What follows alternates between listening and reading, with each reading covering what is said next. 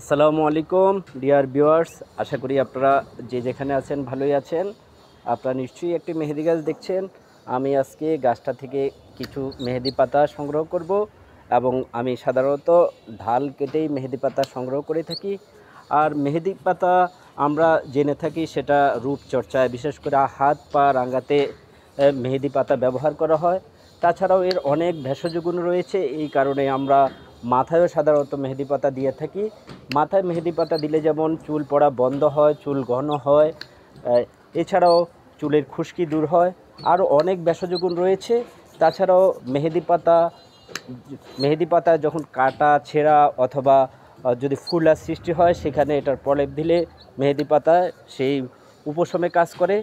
আর মেহেদি পাতা এইভাবে আপনারা যখন গাছের থেকে মেহেদি পাতা নেবেন, তাহলে এইভাবে ঢাল কেটে যখন আপনারা মেহেদি পাতা সংগ্রহ করবেন, তাহলে সেখান থেকে নতুন কুশি হবে এবং সেখান থেকে আপনারা অনেক মেহেদি পাতা পাবেন।